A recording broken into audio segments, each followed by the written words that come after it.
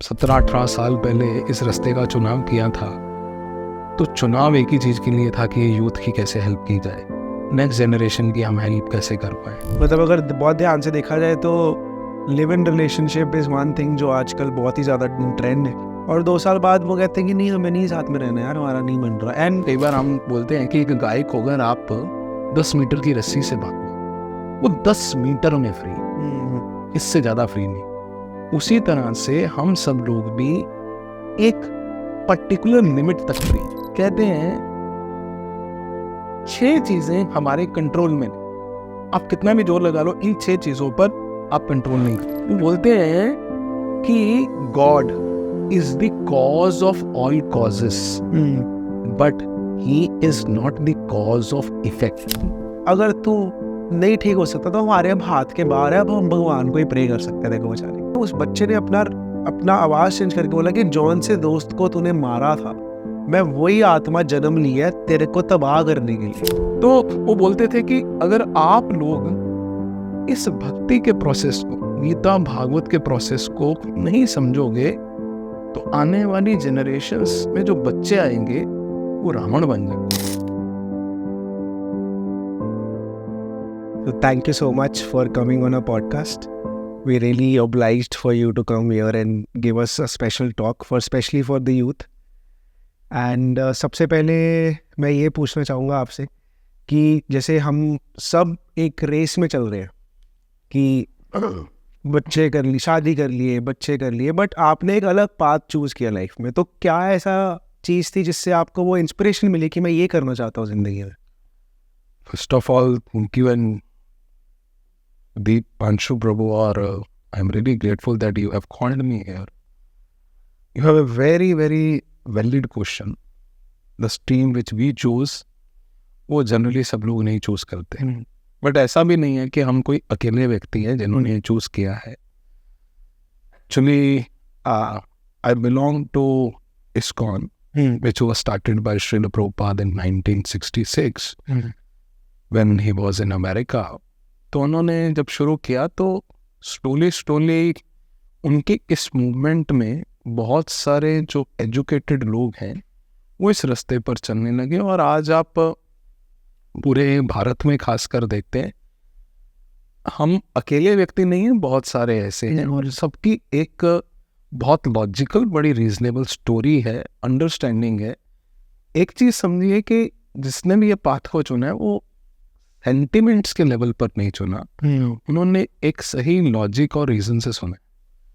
हाँ, अभी मेरा पार्ट ऑफ द स्टोरी क्या है कि मैं इसमें कैसे लैंड अप हुआ। तो मैंने 2003 में अपना बीटेक इलेक्ट्रिकल इंजीनियरिंग कंप्लीट किया, और उसके बाद मैंने जॉब भी किया, लुधियाना में कुछ जॉब किया, और मेरे फादर का इंडियन ऑयल में अच्छा कनेक्शन था, मैंने उनके साथ भी जॉब किया। और उसके बाद मैंने फादर के साथ बिजनेस भी किया, लगभग 3-4 साल तक ये सब चीज़ें चलती रही। और फिर जैसे आप जानते हैं कि पंजाब में एक ट्रेंड है कि, और उन दिनों में भी था और आज भी है, कि लोग भारत के बाहर जाना चाहते हैं। तो मेरे में भी एक इच्छा थी कि चलो, फैमिली में बहुत सारे लोग हैं, और हमारी पर्सनल फैमिली में अभी तक कोई इंडिया से बाहर नहीं गया था। मेरी बड़ी इच्छा थी कि एटलीस्ट मैं भी कोशिश करूं और मैं भी बाहर जाऊं। तो आई चोज फॉर ऑस्ट्रेलिया। मेरा एक फ्रेंड है, वो ऑस्ट्रेलिया में था, मैं उससे बात करता था, और हुआ क्या कि जब वो यहाँ से इंडिया से ऑस्ट्रेलिया जा रहा था तो मेरे पास 2 भगवत गीता था। ये ISKCON का भगवत गीता, श्रील प्रभुपाद जी का। मैं रियलिटी में बताऊं दीपांशु, मैंने कभी उसको पढ़ा नहीं था, लेकिन एज ए सीक्रेट बुक, जैसे लोग घरों में रखते हैं कि भाई बड़ा सीक्रेट बुक ऐसे घर में रखना चाहिए, तो मैंने भी वैसे ही रखता था।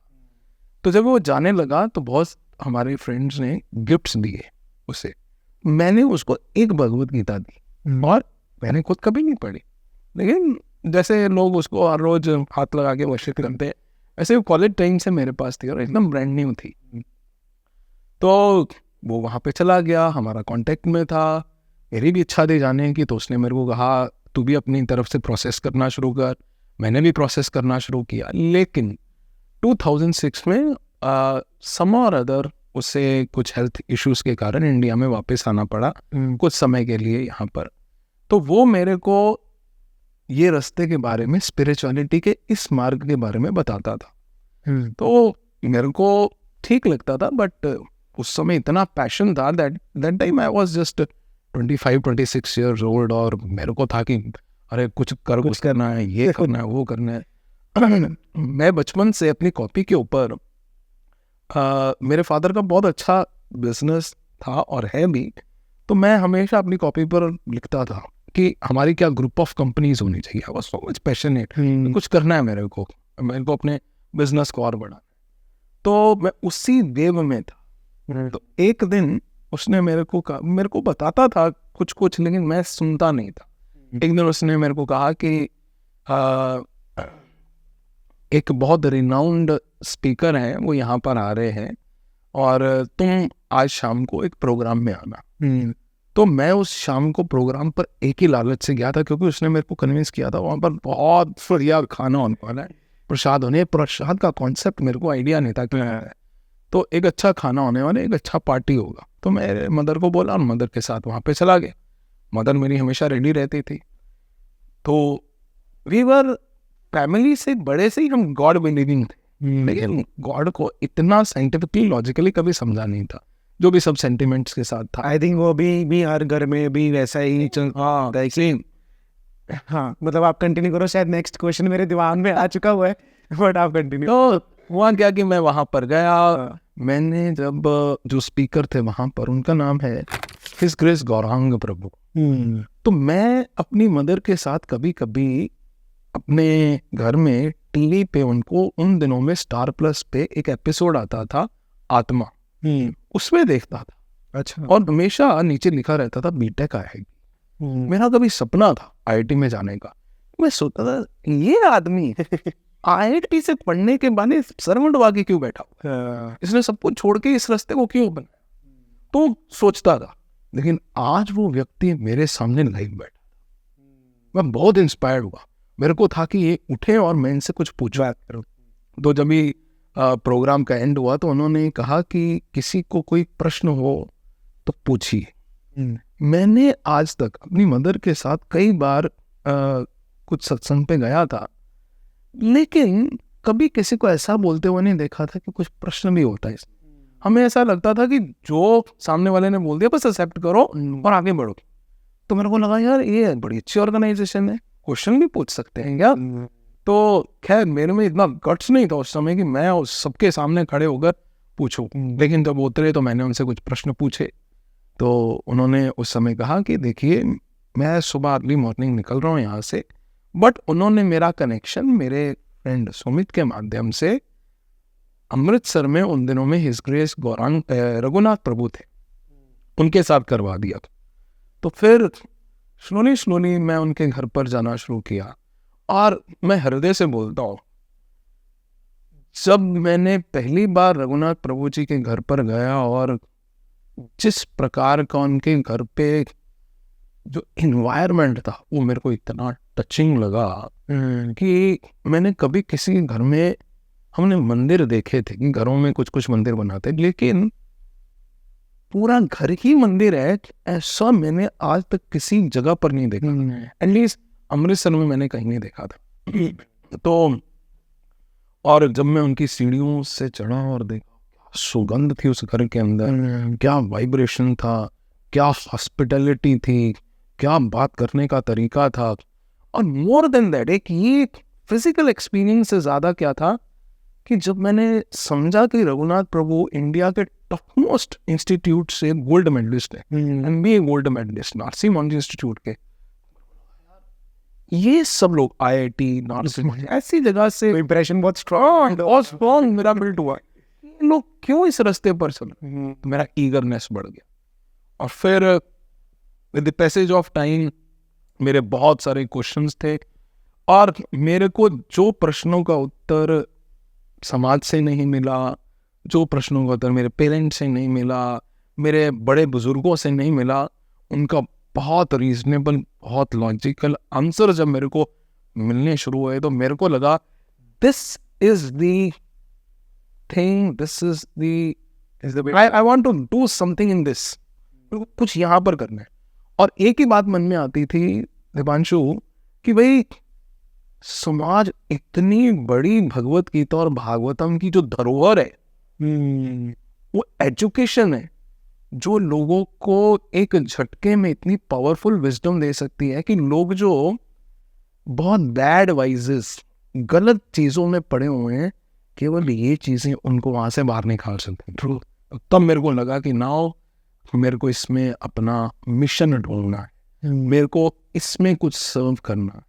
So how I came into Krishna consciousness and slowly ये रास्ते पर लगभग 2 साल ही हुए थे कि मेरे अंदर एक नेचुरली, आई डोंट नो, वो भगवान की शायद कृपा थी कि मेरे में दम नहीं था, लेकिन भगवान की और श्रील प्रभुपाद जी की ऐसी कृपा थी कि अंदर एक बहुत जिसे बोलते हैं ना, एक अलग सा मेरे को जिसे बोलते हैं कि एक अनुभूति होनी शुरू हुई कि उठो चलो कुछ करो, उठो चलो कुछ करो।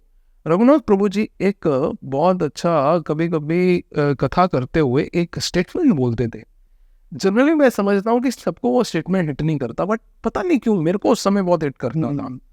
तो वो बोलते थे कि अगर आप लोग इस भक्ति के प्रोसेस को, गीता भागवत के प्रोसेस को नहीं समझोगे तो आने वाली जनरेशन्स में जो बच्चे आएंगे वो रावण बन जाएंगे। अभी हो सकता है बहुत सारे लोग इसे सुनते हो, लेकिन मेरे को बहुत दर्द पहुंचाता था। तो मेरे को लगा कि हम क्या कंट्रीब्यूट कर सकते हैं समाज में।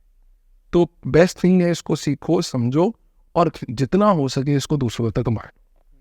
तो पहले तो मैं अपना उनके वहाँ पर जाता रहा, मैंने एज ए मंक लाइफ नहीं चूज किया था, लेकिन स्लोली भगवान की कृपा ऐसी हुई कि वो मेरे अंदर इच्छा बहुत तीव्र हो गई।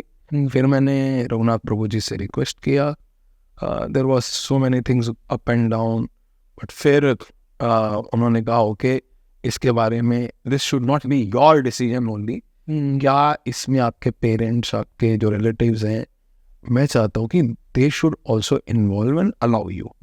तो उन्होंने मेरे पूरा फैमिली से बात की, बहुत अच्छे से उन्होंने संभाला उसको। और फिर 2008 अप्रैल, जैसे भी अप्रैल आ गया है, तो आज से लगभग 16 साल पहले फिर घर वालों से आशीर्वाद लेकर हमने सोचा कि हमने कभी ऐसा नहीं सोचा था कि मैं फुल इसमें चला जाऊंगा, लेकिन मैं इस लाइफ को थोड़े समय के लिए एक्सपीरियंस करना चाहता हूँ। और इन दिनों में जो बेस्ट प्लेस था इसको एक्सपीरियंस करने का, किसी आश्रम लाइफ को में जीने का, वो या तो बॉम्बे में था या पूना में था। तो फिर वहाँ पर बात हुआ तो मैं बॉम्बे में 2008 में गया और फिर लगभग 2 साल का हमारा वहाँ पर एक ट्रेनिंग मॉड्यूल था, उसमें बहुत कुछ सीखने को मिला। और फिर स्लोली लगा कि यही शायद भगवान भी हमारे से चाहते हैं, और मन अंदर से एक जो सोल की, आत्मा की एक आवाज़ है कि इसमें कुछ किया जाए। तो I am really thankful and grateful to my parents जिन्होंने मेरे को अलाउ किया। खास करके मैं एक चीज़ ज़रूर बताना चाहूँगा, मेरी मदर बहुत कन्विंस्ड थी। मेरे पिताजी उतना कन्विंस नहीं थे, लेकिन मेरी मदर इतनी कन्विंस थी कि उन्होंने कहा कि जो तुमने रास्ता चुना है ये बहुत अच्छा रास्ता चुना है। तो मेरी मदर का मेरे को बहुत सपोर्ट था, और with the passage of time, समय के साथ मेरे फादर का भी मेरे को बहुत अच्छा सपोर्ट मिला। और अभी श्रील प्रभुपाद जी की, घर वालों की कृपा से, सब वैष्णवों की कृपा से हम इस रास्ते पर चल रहे हैं, कोशिश। जनरली ऐसा होता नहीं है, मतलब जनरली क्या होता है कि अगर कोई से डिवोशन के रास्ते में जाना शुरू होता है तो लोग, स्पेशली पेरेंट्स, डर जाते हैं कि यार ये ब्रह्मचारी ना बन जाए, ये सन्यासी ना बन जाए। मतलब ये बहुत एक कॉमन क्वेश्चन जो सुनने को आता है सोसाइटी का, वो होता है। क्योंकि जैसे अब मैं अपने फ्रेंड्स को देखता हूँ, अगर उनको मैं बोलता हूँ कि आने के लिए, तो उनके घर वाले पुल बैक कर लेते हैं उनको, ज़बरदस्ती कुछ काम ऐसा दे देंगे कि नहीं यहाँ ये नहीं करना। तो वो बहुत एक माइंडसेट सोसाइटी में है। और आई एम रियली ग्लैड कि आपने ये चीज़ सुनी, क्योंकि आपके थ्रू हम समझ सकते हैं कि लाइफ का पर्पस है क्या एक्चुअली में।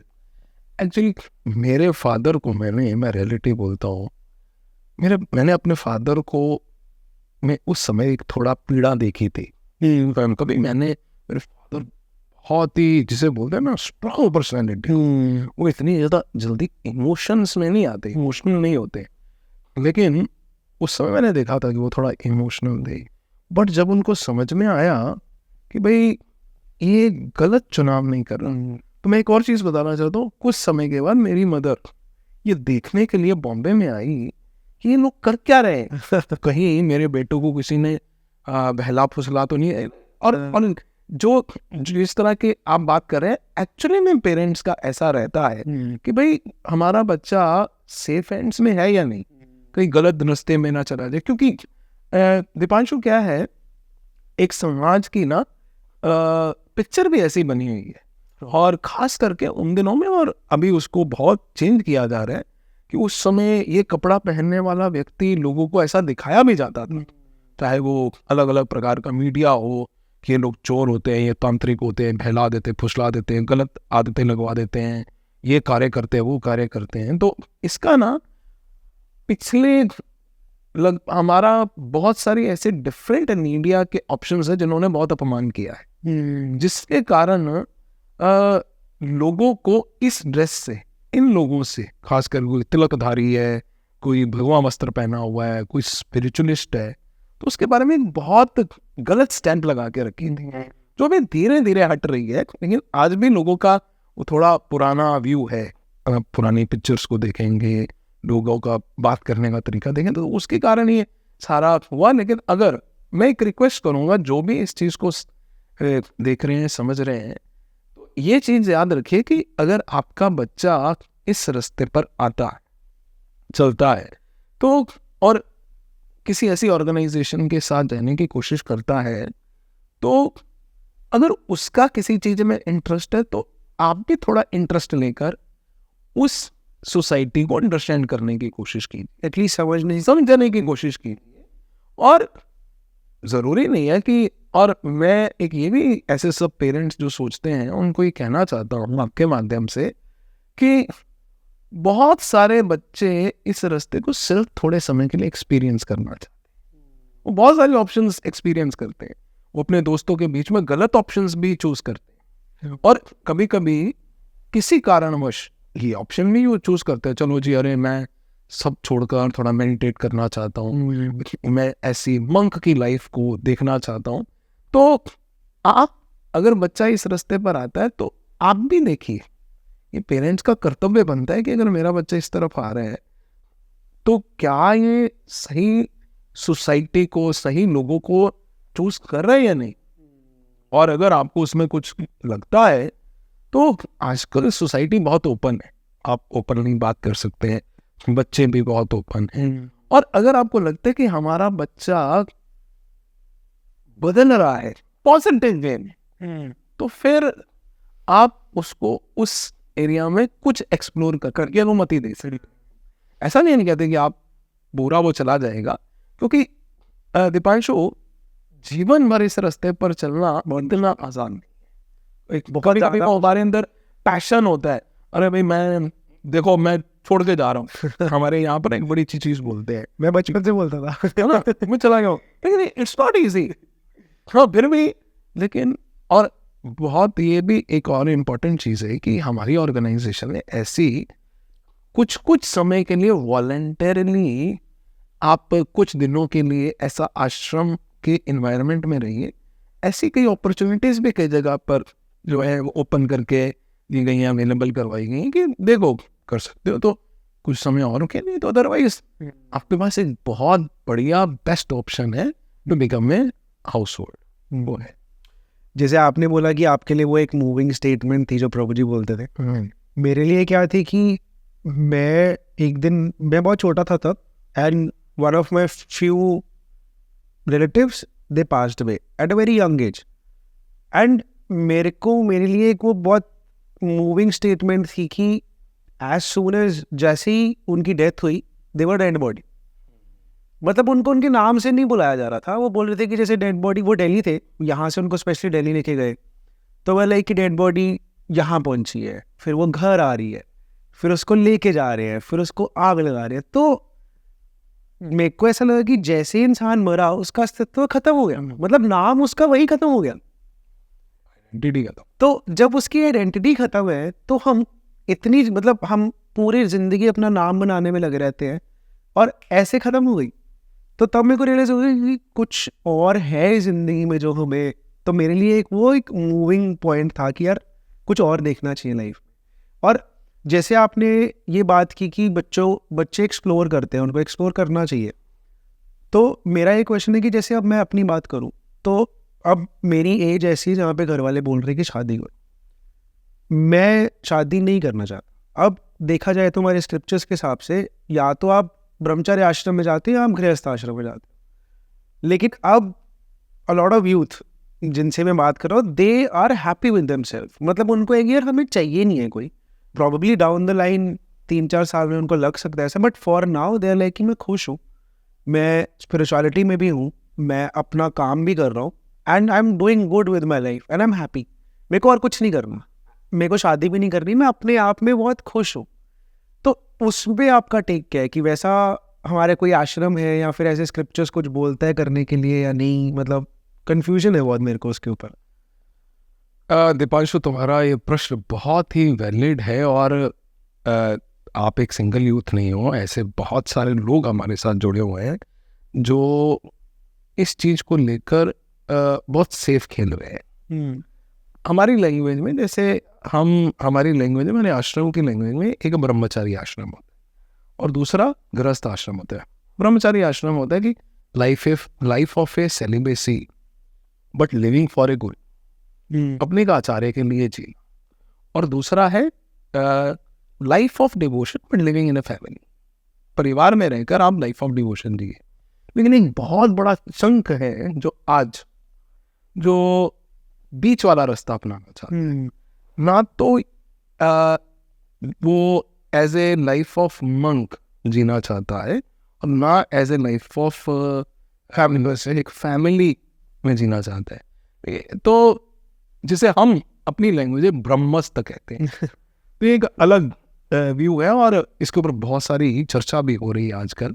तो देखिए, ये मेरा अपना पर्सनल व्यू पॉइंट है, सबके अलग अलग इसमें ओपिनियंस रहेंगे और सबके अपने opinions according to their perspectives, their understanding, their upbringing बिल्कुल ठीक रहेंगे, उसमें कोई दो राय नहीं है। ये ह्यूमन फॉर्म है ना, जो एक केवल प्रोग्राम से नहीं चलती है, इसमें एक हायर कॉन्शियसनेस है। हायर कॉन्शियसनेस का मतलब है कि अगर आपके पास ज़्यादा ऊंची चेतना है तो आपकी जिम्मेदारी नहीं ज़्यादा है। You can not live like them, आपको अपनी जिम्मेदारी भी बढ़ानी होगी। जैसे अगर एक ऑफिस में आप देखते हो तो अलग अलग कैडर्स होते हैं। एक कैडर होता है एकदम सिंपल सिक्योरिटी गार्ड, आप देखते हैं अभी सिक्योरिटी गार्ड, और वो भी सबसे ऑफिसर नहीं, I am not telling about security officer, security guard जिसको बोला यार तुम ये चेयर पे बैठे रहना, बस लिखते रहना। उसी ऑफिस में एक जीएम, चेयरमैन, आप देखेंगे कि दोनों की रिस्पॉन्सिबिलिटीज में बहुत ज़्यादा फर्क है। ये कुछ गलती करेगा तो उतना बड़ा नुकसान नहीं कंपनी को होने वाला, लेकिन अगर ये ऊपर बैठा हुआ व्यक्ति गलती करता तो बहुत। उसी तरह से ये जो डिफरेंट स्पीशीज हैं इनको हम लोअर लेवल पर रखते हैं, ह्यूमन फॉर्म ऑफ लाइफ बड़ा ऊपर के लेवल पर है। तो जितनी बड़ी ऊंचाई पर आप बैठे होते हो उतनी बड़ी आपकी जिम्मेदारी होती है। तो जब हम ये कहते हैं ना कि जैसे आपने कहा कि I am happy, I want to live like this, मेरे को कोई प्रॉब्लम नहीं है, तो कभी कभी जब बच्चे ऐसा कहते हैं या स्टूडेंट्स ऐसा कहते हैं, जो आज की यंग जनरेशन ऐसा बोलती है, ऐसा उनके बोलने से हमें ऐसा समझ में आता है, उनका कुछ और दृष्टिकोण होगा, लेकिन समाज ये समझता है कि शायद रिस्पॉन्सिबिलिटी नहीं लेना चाहिए, क्योंकि हमारा जीवन बना है जिम्मेदारी लेने के लिए, और खासकर में के ह्यूमन फॉर्म ऑफ लाइफ केवल अपने लिए नहीं बना, वो कंट्रीब्यूट करने के लिए बना है। तो आप उसमें क्या कंट्रीब्यूशंस करेंगे? हो सकता है कि लोग कहें कि अरे हम इस चीज़ में कंट्रीब्यूट करेंगे, उस चीज़ में कंट्रीब्यूट करेंगे, लेकिन जब व्यक्ति बहुत यंग होता है, जवान होता है, जब उसकी सेंसेस उसके साथ होते हैं तो जीना ना बड़ा आसान लगता है।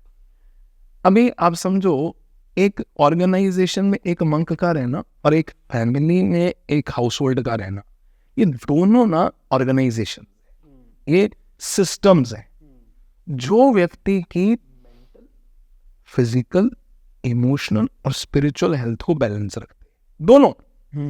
लेकिन यहाँ पर प्रॉब्लम क्या आती है, अगर हम इस तरह का डिसीजन लेते हैं तो कहीं ना कहीं आप अभी अपने, आपके पास हो सकता है कि फाइनेंशियली बहुत अच्छे रिसोर्सेज हों, आपका बॉडी आपका भी साथ दे रहा हो, लेकिन ये सब चीज़ें कब तक? एक दीपांशु, एक टर्म होती है जो वेस्टर्न वर्ल्ड में यूज़ की जाती है जिसे हम बोलते हैं मिड लाइफ क्राइसिस। तो आप 24-25 साल का व्यक्ति 35-40 साल तक तो ये जब कहता है ना तो कर पाता है, लेकिन एक चीज़ याद रखना, हमारा बॉडी एक समय पर अलग अलग डिमांड्स लेकर आता है, जिसमें उसकी एक रिक्वायरमेंट होती है कि जैसे एक लड़की है, वो 30-32 साल तक तो उसे ऐसा लग सकता है कि भाई 30-32 ईयर्स तक she is young and she can stay alone, live alone, कोई प्रॉब्लम नहीं। लेकिन भगवान ने हमारा साइकिल ऐसा बनाया कि एक वक्त पर उससे कोई ऐसा जीव, उसके साथ कोई ऐसी लाइफ चाहिए, ऐसा कोई पार्टनर चाहिए जिसके साथ वो अपने आप को रिलेट कर सके। और खास करके उस समय में ना उसके अंदर एक मदरली फीलिंग आती है। जैसे आपने अगर कभी देखा होगा तो जो बच्चे 11 to 19 या 20 रहते हैं ना, कहते हैं उन्होंने उस समय में ना ऐसे हार्मोन्स बॉडी के अंदर जनरेट होते हैं जो कई बार हैवक क्रिएट करते हैं। तो हम कई बार सोचते हैं अरे बच्चा सोया क्यों रहता है, ये इतना गुस्सा क्यों करता है, ये इतना एडमेंट क्यों हो जाता है।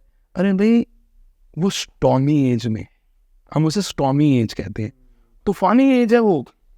11 साल से लेकर 19-20 साल तक जो टीन का टाइम आता है ये एकदम अलग होता है, इसे अच्छे अच्छे लोग संभाल नहीं पाते। तो उसमें जब हार्मोन्स इफेक्ट करते हैं तो हमें माता पिता को, सोसाइटी को देखने में मिलता है कि बड़ा रिजिड हो गया है, हमारी बात नहीं सुनता, जो भी बोलते उसे उल्टा करने की कोशिश करता है, दिन भर सोया रहता है, अपनी मनमानी करता है। आपने देखा होगा। सिमिलरली मैं भी ऐसे ही था, हम भी ऐसे ही थे। हर एज में हार्मोन्स चेंज होते हैं। 32 से 40 के बीच में, 45 प्लस के बीच में हमारे जीवन में बदलाव आते हैं। अभी हर बदलाव के लिए ना हमें कहीं ना कहीं, हम क्या है दीपांशु, हम सोशल बीइंग्स हैं, हम अकेले नहीं रह सकते, ये मानना पड़ेगा।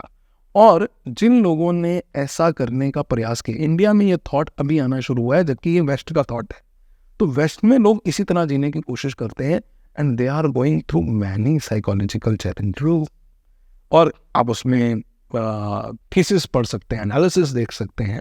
सो इंडियन सिस्टम क्या था, living in a very harmonised way, एक ऑर्गेनाइज्ड वे में रहना, चाहे वो फैमिली का ऑर्गेनाइजेशन हो, मैरिज लाइफ का ऑर्गेनाइजेशन हो, या किसी इसका रहना। तो मेरा जो भी लोग इसको देख रहे हैं, समझ रहे हैं, वो देखें कि देखिए आप कुछ समय के लिए वैसा जी सकते हैं, लेकिन आपका प्रभुपाद जी कहा करते थे हमारा बॉडी ऐसा रहने के लिए डिज़ाइन ही नहीं किया। एक वक्त पर जैसे उस समय स्टॉर्मी एज है, अभी हमको लगता है कि हम ये कर लेंगे, लेकिन कुछ समय बाद नहीं यार मैं नहीं कर सकता हूँ ऐसा। अब 40-45 वाले लोगों को पूछो, मेरे को आज भी कई बार लोग बोलते हैं, क्योंकि लोगों के मन में ऐसा है कि अगर किसी ने फैमिली लाइफ में कदम नहीं रखा है वो अपना बुढ़ापा कैसे काटेगा। लेकिन हम क्यों शांति से बैठे हैं, क्योंकि हम भी एक ऑर्गेनाइज स्ट्रक्चर के अंदर है, उसमें भी हमारे लिए कई सुविधाएं की जाती हैं। ऐसा नहीं हमारे को अकेला छोड़ दिया जाएगा, वहाँ पर हमारे साथ लोग रहेंगे, जो भी हमारी रिक्वायरमेंट्स रहेंगी वो हेल्प करेंगे। और केवल वो करेंगे नहीं, हमने देखा है कि उन्होंने सिस्टम करना है, वो कर भी रहे हैं उस। इसलिए ये दो चीज़ों में अपना कॉन्फिडेंस है। अब ये न्यू थिंग है और लोग इसको एक्सप्लोर भी कर रहे हैं, और हो सकता है दीपांशु कुछ लोगों का जीवन इसमें अच्छा भी निकल जाए। लेकिन अगर देयर आर टू थिंग्स, किसी भी चीज में दो चीजें होती हैं, या तो एग्जाम्पल्स होती हैं, एक्सेप्शंस होती हैं।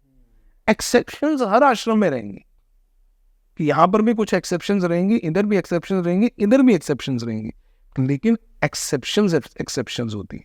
एक्सेप्शंस का मतलब है कि वो गिने चुने कुछ लोग होंगे, लेकिन हमारे को डाटा क्या कलेक्ट करने हैं कि नंबर ऑफ पीपल, अगर हमने सर्वे किया कि ऐसे लोग जो जीना चाहते हैं, कॉमन क्या हुआ, 100 लोगों में से कितने सर्वाइव कर पाए, एवरेज उसी का एवरेज। और सबसे इंपॉर्टेंट चीज है, क्या आप इसमें रहते हुए एक एथिकल लाइफ जी पाओगे। एथिकल लाइफ जीना बहुत जरूरी है। जो एक ह्यूमन फॉर्म ऑफ लाइफ के कुछ बेसिक रूल्स होते हैं, उसको भी तोड़ेंगे। जैसे वही हो रहा है। हाँ, मतलब अगर बहुत ध्यान से देखा जाए तो live in relationship is one thing जो आजकल बहुत ही ज़्यादा ट्रेंड है। लोग साथ रहना चाहते हैं, सब कुछ करना चाहते हैं, और 2 साल बाद वो कहते हैं कि नहीं, हमें नहीं साथ में रहना यार, हमारा नहीं बन रहा। And I think problem with the youth is that उनको ये नहीं कि किसी के साथ ही रहना, वो 30 साल की उम्र तक कितने लोगों के साथ रह चुके होते हैं कि उनको तब फील आती है कि यार अब नहीं चाहिए। मेन प्रॉब्लम मेरे को लग रहा है कि यार कि आपके 30 से पहले ही अगर 4-5 रिलेशनशिप रह चुके हैं, जो आपने शादी के बाद एक्सप्लोर करना है आप पहले कर चुके हो, तो इंसान कहता है अब मैंने क्या ही एक्सप्लोर करना है, अभी उसमें उसको कुछ नया नहीं लगता। हाँ एक्चुअली दीपांशु क्या हो गया है ना, पिछले कुछ समय से ना हमारा जो रिलेशनशिप खास करके मैन और वुमेन का है ना, ये केवल फिजिकल लेवल पर है। ट्रू। जबकि ये था नहीं फिजिकल, ये एक कम्युनल प्लेटफॉर्म। देखिए, बॉडी की अलग अलग अर्जेस होती, नीड्स होती। मेरे को अगर प्यास लगी तो मेरे को पानी चाहिए, भूख लगी तो मेरे को खाना चाहिए, तो ये अलग अलग अर्जेस है। कुछ सुनने की इच्छा है तो सुनना चाहता हूँ। उसी तरह हमने शुरू से समझा, और ये साइकोलॉजी भी है, कि we have a desire to have a sex with women, women के साथ मैन का, तो एक वो इच्छा होती है, वो अर्ज है, और शास्त्रों में लिखा गया वो इनवैलिड नहीं है, गड़बड़ अर्ज नहीं है, वो है बॉडी के अंदर। बॉडी को डिजाइन इस तरह से किया गया है कि आपकी वो अर्ज आएगी। अभी उस अर्ज के लिए एक मैरिज ऑर्गेनाइज्ड वे में मैरिज सिस्टम बना है, तो समझना चाहिए कि क्यों बना है। देखिए, क्या होता है कि आपकी इस अर्ज को पूरा करने के लिए कुछ फैसिलिटीज क्रिएट की जाती है। किसी भी, जैसे प्यास लगी है तो पानी की फैसिलिटी, खाना है, भूख लगी तो खाने के लिए, उसी तरह इसने भी एक फैसिलिटी क्रिएट की थी। क्योंकि देखिए, ये खास करके coming of man and women together, ये ना बहुत ही इमोशनल बॉन्ड होता है। ये पानी पीने की तरह नहीं है, ये खाना खाने की तरह नहीं है। हम पानी पी के खाना खा के उतने इमोशनल नहीं होते हैं जितना हम एक स्त्री और पुरुष, एक लड़का और लड़की, मैन और वुमेन जब साथ में आते हैं ना, उसलिए बहुत सारे इमोशंस होते हैं। तो आप उसको कंपेयर नहीं कर सकते इस अर्ज के साथ। तो जब आप सिर्फ शरीर को देखकर, बनावट को देखकर उससे आकर्षित हो रहे हैं और उनके साथ संबंध स्थापित कर रहे हैं, तो ये कहीं ना कहीं उस लड़के के लिए या लड़के के लिए कहीं ना कहीं एक इमोशनल बॉन्ड बना देता है। तो समाज में पहले क्या किया जाता, आप सिर्फ ये मत सोचो कि ये आज की बात है। आप अगर श्रीमद् भागवतम में भी देखेंगे तो उसमें भी ये वर्णन आता है कि पहले के समय में भी कुछ लोग ऐसे होते थे जिनकी इच्छा होती थी, चाहे वो मेन साइड पर हो, वुमेन साइड पर हो। जनरली मैं मेंस की बात कर रहा हूँ, मेन की बात कर रहा हूँ, वुमेन की बात नहीं कर रहा हूँ। लेकिन शास्त्रों में था कि देयर वर प्रोस्टिट्यूट हाउसेस। आप भागवतम पढ़ के देखो, आपको दिखेगा कि वहां पर भी ऐसे सिस्टम्स बना के रखे गए थे कि कुछ पुरुष ऐसे होंगे जो एक स्त्री से संबंध बनाकर प्रसन्न नहीं रहे, उनको और चाहिए। तो उसमें क्या होता था, वो लोग ऐसी जगह पर जाते थे और वो बड़ा अलग से रखा जाता था, सोसाइटी से बहुत दूर होते थे। और ऐसा नहीं कह सकते कि उसे एकदम लीगलाइज्ड किया गया था, उसको बड़ा बहुत ही नीच माना जाता था, बहुत नीचे माना जाता था। लेकिन सिस्टम था। क्यों था? क्योंकि ये लोग नहीं तो जन सामान्य में जो सही लोग हैं उनका एक कैटेगरी और इनका एक कैटेगरी, ये समाज को खराब करने की कोशिश करेंगे, किसी के ऊपर गलत दृष्टि डालने की कोशिश करेंगे। जैसे आज में हम देखते हैं कि कैसे अगर किसी की शराब पीने की बड़ी इच्छा, तो सरकार बोलती है कि ओके, अरे भाई हम एक लीगलाइज्ड रूप में इसको, हमने एक शराब का ठेका या दारू की शॉप, ये सब कुछ खोल के रखा है, क्योंकि जानते हैं या तो ये छुप कर पियेंगे और कुछ गड़बड़ करेंगे, उससे अच्छा हम आपके लिए बना दें।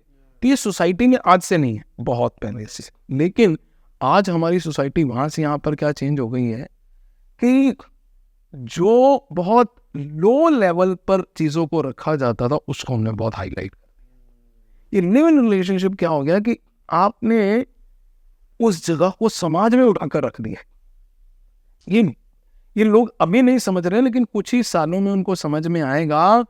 देखिए, अगर कोई, आप कभी भी देखिए, एज ए पेरेंट की अगर मैं बात करता हूँ, तो अगर किसी का बच्चा ये कर रहा होता है ना, वो पेरेंट से पूछिए, वो ना एक साइकोलॉजिकल टर्मोइल में जाते हैं, उनसे बर्दाश्त नहीं होता है। और मैं एक चीज़ आपको बता दूँ, समाज में चाहे हम वेस्टर्नाइज्ड भी कितने ज़्यादा भी क्यों ना हो जाए, बहुत सारे लोगों ने ऐसे जब कभी एक समय था जब हम लोग टीवी को देखते थे, बॉलीवुड हॉलीवुड मूवीज़ को देखते थे, तब भी, अभी मेरे को मालूम नहीं है, आप लोग बता सकते हैं कि उन दिनों में भी हमने देखा था कि जो वेस्टर्न कल्चर में भी लोग इस तरह का मिसमैच रिलेशनशिप रखते थे। तो कभी कभी मैंने देखा था कि एक जो हीरो, वेस्टर्न हीरो, वो आकर अपनी वाइफ को गोली मार देता था। तो ओपन माइंडेडनेस ऐसा नहीं है, कहने का बहुत है, लेकिन वो इमोशंस इतने जुड़े हैं कि वहां पर भी, अभी मेरे को मालूम नहीं कि ऐसे केसेस होते हैं कि नहीं होते, चाहे वो कितना भी ओपननेस हो, लेकिन when she is a wife, वो एक ऑर्गेनाइज्ड वे में है, तो वो कहीं किसी और के साथ चली जाती है या कुछ हो जाता है, तो दोनों या तो कोई सुसाइड कर लेगा, एक दूसरे को मार डालेंगे, उसके ऊपर बहुत बड़े केसेस हो जाएंगे। होता है कि नहीं होता? आप मेरे को कंफर्म। अभी ऐसा है कि प्रॉब्लम वही है कि वाइफ नहीं है, दो लोग रह रहे हैं साथ में, दोनों हस्बैंड वाइफ नहीं है, ये कहीं और जा रहा है, ये कहीं और जा रही है, वो बाहर भी है और साथ में भी है, तो वो एक वाइफ और हस्बैंड का टैग ही नहीं है। तो दोनों ही, और पहले क्या था कि एक कर रहा है दूसरा नहीं कर रहा, अब दोनों ही कर रहे हैं। तभी वो ओपन रिलेशनशिप का कॉन्सेप्ट आया कि मैं भी जो मन में आता है करूंगा, तू भी जो आता है मन में कर, और हम आपस में भी जो बन। लेकिन दीपांशु, ये इससे हम शास्त्रों में क्या है, शास्त्र के अनुसार हम दृष्टि से देखें तो देखिए, हमारे को ना कभी कभी जो हमारे लॉ बुक्स हैं, स्पिरिचुअल लॉ बुक्स है ना, उसकी दृष्टि से भी देखना चाहिए कि ये कितना मान्य है। True, very true. तो ये अगर लोग कर रहे हैं ना, इसके रिपरकशंस भी आपको बहुत जल्द देखने को मिल रहे हैं। तो लोग भी इससे फ्रस्ट्रेट हो रहे हैं। और आप देखिए, जो लोग ऐसा कर रहे हैं ना, कभी कभी वो एक गिल्ट में आ जाते हैं, आज नहीं तो कल, क्योंकि गेम इमोशंस का, यहाँ पर इमोशंस एक दिन हावी होंगे। और ये जो भी हो रहा है, ये और बड़े दुख की बात है कि इससे समाज के बहुत अथॉरिटेटिव लोग, जैसे मैंने सुना कि सुप्रीम कोर्ट ने इसे लीगलाइज कर दिया। मतलब हमारे से जो चीज कंट्रोल नहीं हो रही उसे लीगलाइज कर रहे। ये कहाँ की बात हुई भाई कि मेरे से अभी बच्चे दारू पीना नहीं छोड़ेंगे, इसको लीगलाइज कर दिया जाए, ये करना नहीं छोड़ेंगे, इसे लीगलाइज। आप कितनी चीजें समाज में लीगलाइज करोगे? लीगलाइज करने का मतलब आप समाज को अपग्रेड नहीं कर रहे हो, आप डिग्रेड करते जा रहे हो। देखो, एक है सिविलाइज्ड समाज, सोसाइटी, और एक है एनिमलिस्टिक। तो फिर एक एनिमल और हमारे में डिफरेंस क्या रह गया? हम कोई जिम्मेदारी नहीं लेना चाहते, हम कैसा भी जीना चाहते हैं। तो ठीक है, you are in a human body, लेकिन आप ह्यूमन बॉडी में रह के अगर आप कार्य एनिमलिस्टिक कर रहे हो, तो फिर डेस्टिनेशन भी वैसा। बट लोग ये डिबेट करते हैं कि पिछले टाइम में अगर आप राम जी की कथा देखो तो सीता माता का भी स्वयंवर हुआ था, उन्होंने स्वयंवर में राम जी को चूज किया था। तो वो डिबेट ये करते हैं कि अगर उस टाइम पे स्वयंवर हो सकता है, तो हम क्यों नहीं चूज करें अपने पार्टनर को, फिर हम क्यों एक्सप्लोर ना करें? सोसाइटी कभी भी ये मना नहीं करती कि आप चूज मत करो, लेकिन जो दिक्कत है आज भी, क्या आज एक मैट्रिमोनियल सिस्टम, क्या एक लड़का 10 लड़कियों के प्रोफाइल्स को नहीं देखता है, या लड़की 50 लड़कों के प्रोफाइल को नहीं देखती? सुन पर है ना। लेकिन आप कहो मैं 1 साल उसके साथ रह के चूज करूं, वो गलत है। ये मेरे को लगता है राम जी ने ऐसा नहीं किया था। उन्होंने चूज किया, और वो सिस्टम था, और सिस्टम भी कैसा था, वर्ण आदि सब कुछ देखा जाता था, स्ट्रेंथ्स देखी जाती थी, सारे चार्ट्स मिलाए जाते थे, सब कुछ देखा जाता था। आप एक पक्ष को देख रहे हो, लेकिन ये एक ओवरऑल सिस्टम है। अभी राम जी ने ऐसा नहीं कहा, ठीक है, उन्होंने जैसे ही कहा, अभी आप देखिए इस स्टोरी में भी स्वयंवर में माता जब ये स्वयंवर में राम जी जीत गए तो इतना खुश हुए जनक जी कि उन्होंने कहा कि अरे भाई अभी तो मेरे लिए लड़का मिल गया। तो उसी वक्त तुरंत राम जी खड़े हो गए। राम जी बोले मेरे गुरुदेव की आज्ञा थी इस धनुष को तोड़ना, मैं आपकी बेटी को अपनी पत्नी बनाने के लिए यहाँ पर नहीं आया था। अगर आपको ये करना है तो पहले मेरे पेरेंट्स से पूछो, इफ दे आर रेडी। आप रामायण को अच्छे से पढ़ी, कॉन्टेक्स्ट से समझिए। उन्होंने कहा मेरे पेरेंट्स के साथ बात करो, अगर वो खुश होंगे तो मैं, तो दिखने में लव मैरिज लग रही लेकिन है अरेंज्ड। तो ये भी इंपॉर्टेंट चीज है। एक और चीज़ मेरे दिमाग में, जैसे आपने बात की कि हम एनिमल्स नहीं हैं, जैसे हमारी कैटेगरी बहुत ऊपर रखी जाती है, तो जो मेरे को समझा, जितना भी मेरे को नॉलेज है, बहुत कम नॉलेज है, बट जितना भी समझा कि एक ह्यूमन बीइंग के पास एक फ्री विल होती है, that's why we are called human being. तो हमारे पास एक फ्री विल है जिस पे हम चूज कर सकते हैं कि ये सही है या फिर ये गलत है, ये करना चाहिए या फिर नहीं करना चाहिए। एनिमल्स के पास ये नहीं है, they are built in such way that they are doing what they are meant to do, but for us we can change that. हम अपना पास्ट कर्मा से जो हमारे रिजल्ट आने वाले हैं, हम प्रॉब्ली उसको भी कहीं ना कहीं प्रेजेंट एक्शन से कम कर सकते, चेंज नहीं कर सकते बट कम कर सकते हैं। तो वो फ्री विल, मेरे को एक कंफ्यूजन है कि वो फ्री विल वर्क कैसे करती है, क्योंकि कई बार क्या होता है कि हमने कोई डिसीजन लिया, वो हमारी एक फ्री विल से हमने डिसीजन लिया, हमें लगता है कि वो सही है, उसका रिजल्ट जो होना होता है वो नहीं होता, और हम टुवर्ड्स द एंड बोल देते हैं कि भगवान की मर्जी होगी इसलिए नहीं हुआ। सो इज इट कि एक वो हौसला देने वाली बात है कि वो चीज़ नहीं हुई है तो वो भगवान पे डाल दी, या फिर वो फ्री विल, मतलब ये दो चीज़ों का कॉम्बिनेशन में कभी समझ नहीं पाया इस चीज़।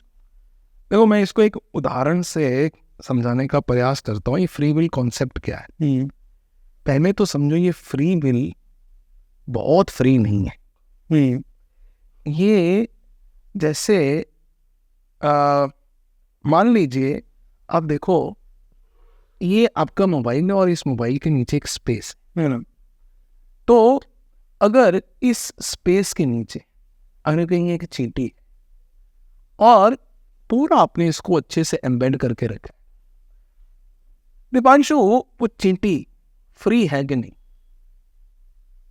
उतनी फ्री है जितना तो उसी तरह से जैसे कई बार हम बोलते हैं कि एक गाय को अगर आप 10 मीटर की रस्सी से बांध दो, वो 10 मीटर में फ्री, इससे ज्यादा फ्री नहीं।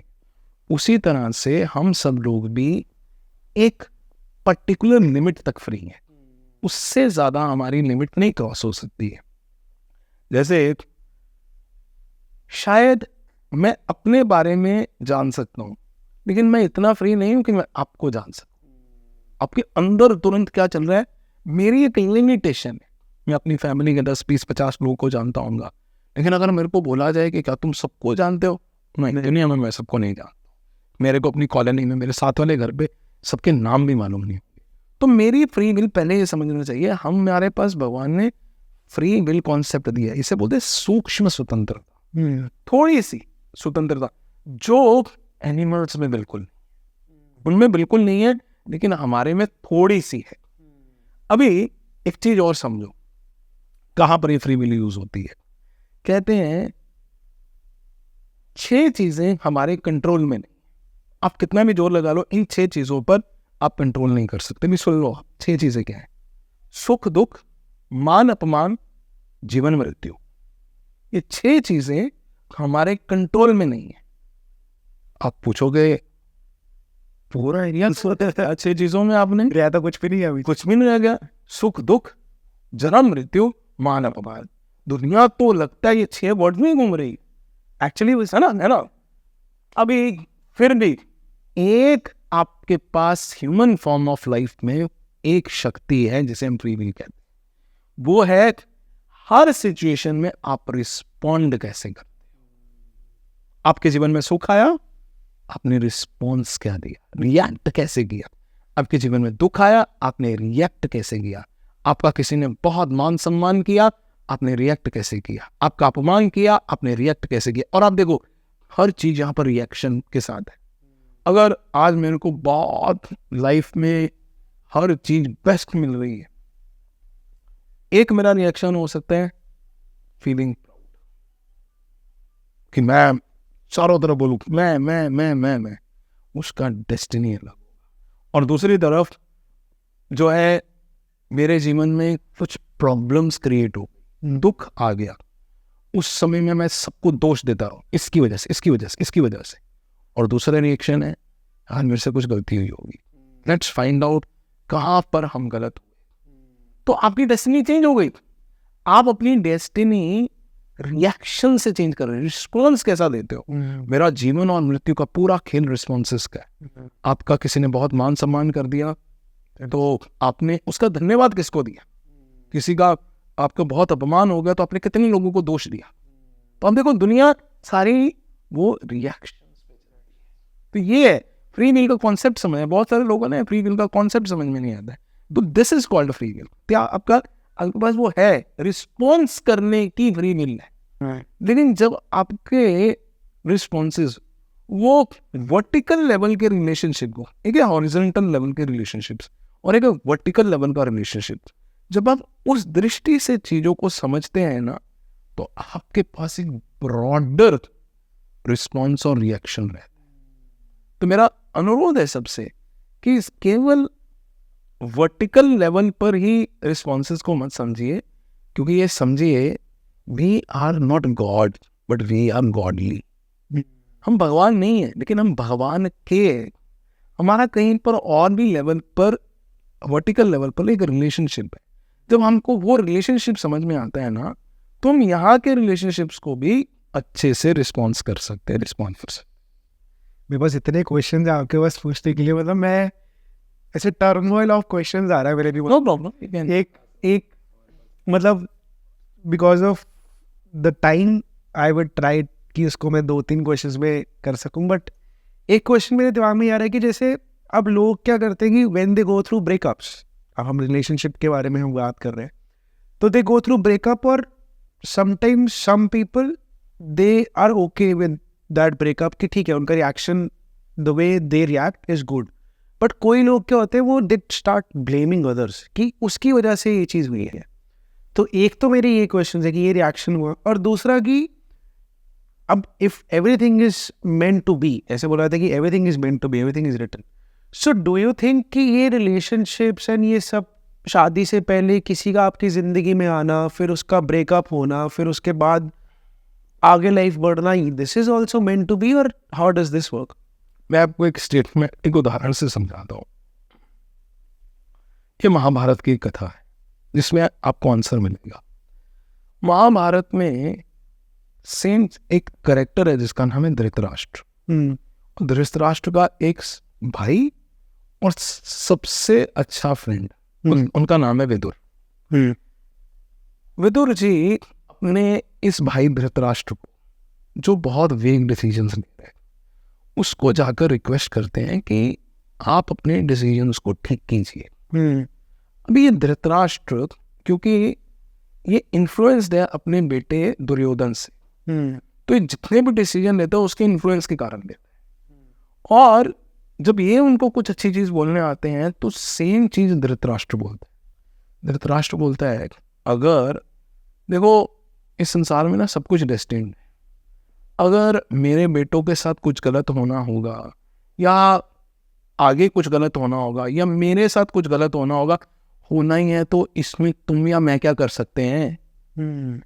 ये तो ऐसे ही चलने वाला है, तुम मेरे को इतना बोलने की जरूरत नहीं है। अगर कृष्ण भगवान है, अगर विधि का विधान इसी तरह से है, तो लेट्स मूव ना, इसी में हम फ्लो में चलते हैं, तुम इतना टेंशन क्यों ले रहे हो?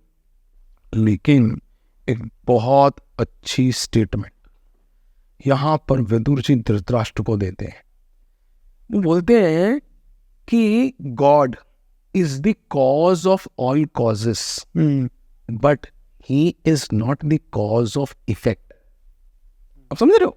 इसको ध्यान से समझे, ये बहुत इंपॉर्टेंट स्टेटमेंट है कि भगवान सब कारणों के कारण होते हैं, लेकिन भगवान, आप कोई निर्णय लेते हो, उसका इफेक्ट सारा का सारा आप भगवान के ऊपर नहीं फेंक सकते। जो भी उसका इफेक्ट होगा, he is not the cause of effect. आपने कहा कि सब कुछ उनकी वजह, तो फिर जो दर्द मिलेगा ना, वो भी उसका इफेक्ट भी आपको भुगतना पड़ेगा। अब ये नहीं कह सकते मैं इसका जो हो रहा है सही है, लेकिन इसका मैं इफेक्ट भुगतूंगा नहीं। लोगों के साथ प्रॉब्लम क्या आती है दीपांशु, बहुत सारे लोग ना ये बात कहकर ना अपनी जिम्मेदारी से भागना चाहते हैं। आप सोचो कैसा लगेगा अगर ये स्टेटमेंट एक बहुत ही डीप रूटेड क्रिमिनल जाकर जज को कहे, तो क्या जज अरे इसको रिहा करो, ऐसा होता है नहीं। वो बोलेगा, मतलब हमने सबको इसी लेवल पर तोल दिया कि हम जिम्मेदारी नहीं लेंगे, जैसा भी होना होगा होगा। नहीं भाई, आपको जिम्मेदारी लेनी पड़ेगी, क्योंकि एक लोकल सिस्टम भी ये कहता है कि अगर आपने कुछ गड़बड़ किया है तो वो सिस्टम आपको पनिशमेंट देगा। तो सोचो जो हायर पावर्स बैठी हुई हैं वो क्या आपको पनिश नहीं करेंगी? मैं आपको इसमें कई बार लोग ना एक प्रश्न उठाते हैं कि अरे भाई ये संसार में जो होना है इधर ही हो जाना है, यहीं पर स्वर्ग है, यहीं पर फिर है, हम कुछ भी गड़बड़ करें सब चलता है जी। मैं अभी आपको उदाहरण देता हूँ, ऐसा नहीं होता। आप कभी देखो, अगर आपके घर पर कहीं चोर आ जाए और चोर को आप पकड़ लो, पहली धुलाई कौन करेगा? घर वाले। अभी तो पुलिस के पास गए भी नहीं, और फिर मोहल्ले वाले भी आ जाएंगे, लो जी जिसके हाथ में जो आ रहे हैं। बहुत दिनों से मैंने भी हाथ ही साफ किए, जरा 2-4 मुक्के जो जिम में जाकर इतनी बॉडी बनाई, इसके ऊपर मैं भी ठोक दूं, होता है ना। अभी पुलिस के पास नहीं गए, फिर जाकर पुलिस को बुलाया जाता है, पुलिस आती, पुलिस पकड़ के लेके जाए, वो भी पूरा हाथ साफ करती है, वो भी दे दना दन दिन। लेकिन दोनों सिचुएशंस में देखो, घर वालों ने मारा, बाजार वालों ने मारा, पुलिस ने मारा, FIR दर्ज नहीं हुई अभी तक। अभी कई लोगों की मार पड़ने के बाद FIR दर्ज होती है, उसके बाद एक्चुअली में कोर्ट केस चालू होता है। फिर कई समय के बाद, कभी कभी 6 महीने, कभी साल, कभी कभी 2 साल के बाद सजा सुनाई जाती है। उसी तरह से जब इस संसार में आपके रिएक्शंस का आपको कुछ दुख मिलता है ना, कष्ट मिलता है ना, वो याद रखो, अभी ये घर वालों की पिटाई हो रही है, समाज थोड़ी पिटाई कर रहा है।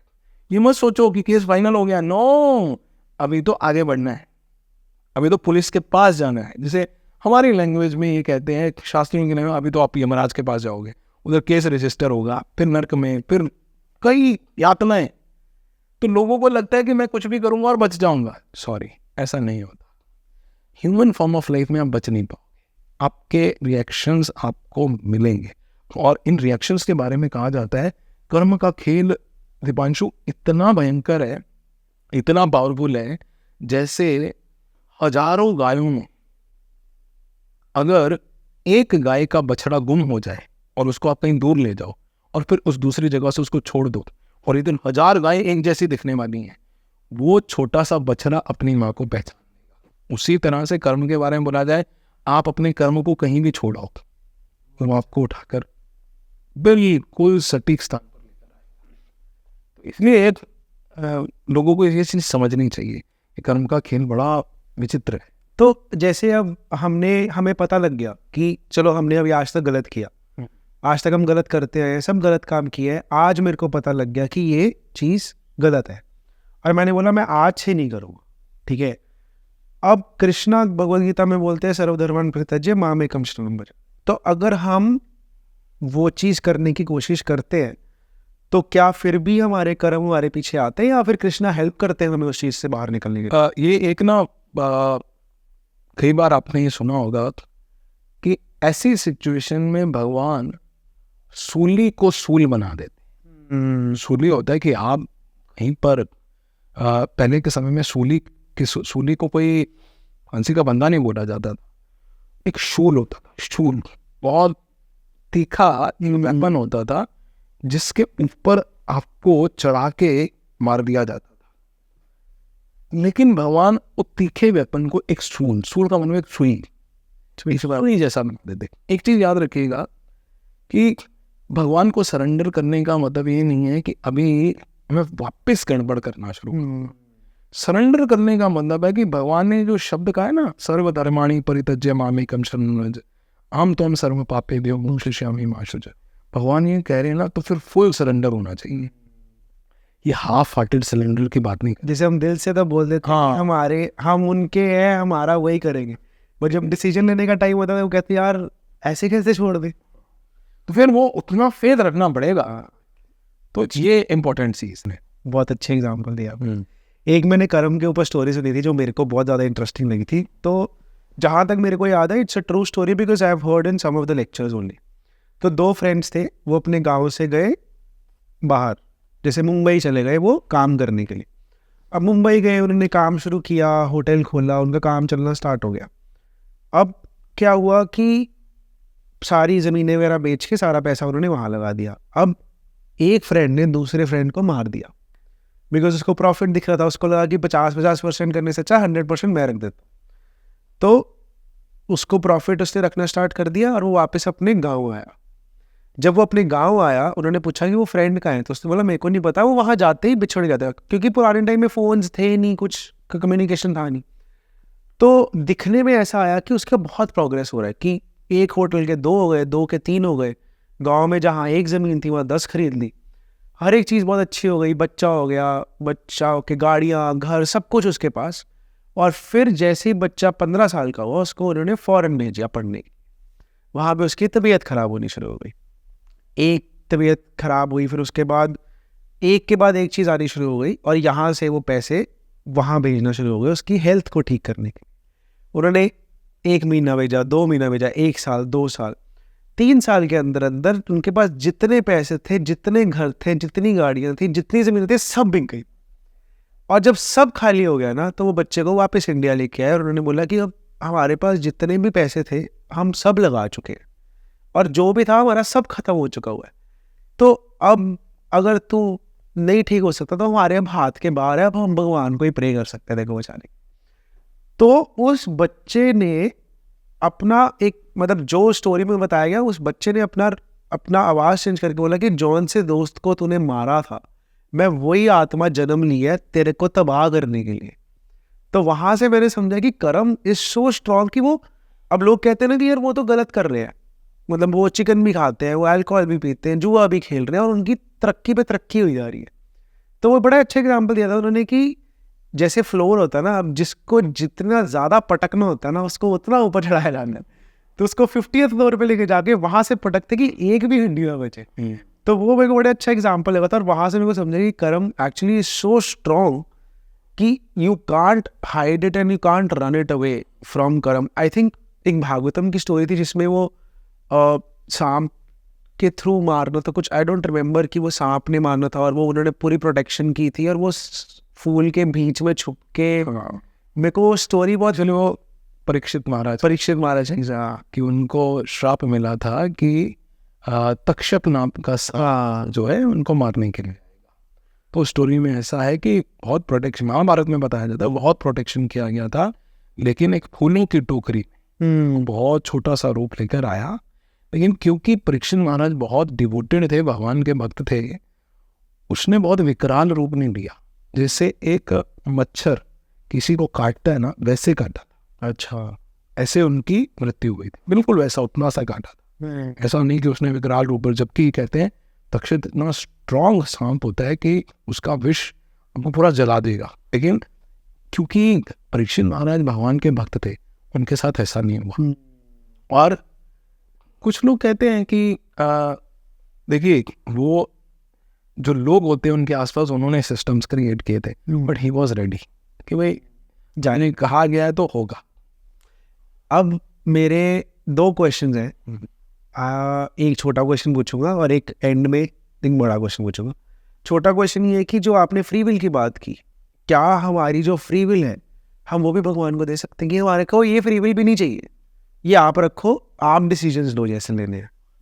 देखो, जनरली आप कहने को कह सकते हो, लेकिन ये जो दीपांशु, ये जो लेवल है ना कि सर्वस्व अर्पण करने का, ये बहुत ऊपर का लेवल है। उसके लिए हमारे को बहुत सारी स्टेजेस पार करनी होंगी, इतना इजी नहीं होगा। अगर आपके अंदर वो डिवोशन का क्वालिटी है जैसे ये डिवोशन का क्वालिटी हम देखते हैं कि प्रहलाद में था। भगवान के बड़े जो उच्च कोटि के शुद्ध भक्त हैं ना, उनके अंदर था कि ये फ्री विल भी आता है, लेकिन हम देखेंगे कि उन्होंने कभी फिर क्वेश्चन नहीं किया। जब तक हमारे अंदर क्वेश्चंस है ना, तब तक शायद हम मुंह से बोल सकते हैं। जिस दिन आपके सारे प्रश्न समाप्त हो गए ना, कि आप मेरे को कृष्ण जा ही विधि रखे रहो, आप मेरे को ऊपर से नीचे फेंको, पूरा तबाह करके रख दो, लेकिन मैं आपका दर नहीं छोड़ने वाला। और वो it's about the quality and quantity of your devotion, फिर हो सकता है। नहीं तो मैं समझता हूँ कि हमें अपने स्तर पर, जिसे बोलते हैं ना कि एक बौना व्यक्ति, एक ड्वार्फ, वो अभी तुरंत आसमान में जो चंद्र है उसको पकड़ने की इच्छा ना करे, तो हम थोड़ा प्रैक्टिकल वे में चलें कि यस भगवान, हाँ ये जरूर कह सकते हैं भगवान ये मेरी फ्री विल है, आप मेरे को इतनी बुद्धि देना कि मैं आपकी सेवा में इसको लगाऊं, मेरे से गलत निर्णय ना लिए जाए, मैं गलत रिएक्शंस ना क्रिएट करूं, गलत रिस्पॉन्सेज ना क्रिएट करूं। और भगवान को फ्री विल देने से पहले बेस्ट है कि ऐसे जो बड़े एलिवेटेड भक्त लोग, उनको वो फ्री विल दी जाए। ब्यूटिफुली एक्सप्लेन, मतलब व्हाट। और लास्ट क्वेश्चन मेरा ये रहेगा आपसे कि आजकल का जो यूथ है, बहुत ज़्यादा डिप्रेशन, बहुत ज़्यादा एंजाइटी, बहुत ज़्यादा शॉर्ट टेम्पर्ड है, तो आप, आई एम श्योर कि आप बहुत सारे यूथ के साथ इंटरेक्ट करते हो, आपको पता है कि उनको प्रॉब्लम्स क्या आ रही है, तो व्हाट इज़ इट जो ये प्रॉब्लम्स बहुत ज़्यादा स्केल पे आ रही है, और आप सजेशन क्या देना चाहोगे जो आज का यूथ है उसके लिए? सही कहा दीपांशु। और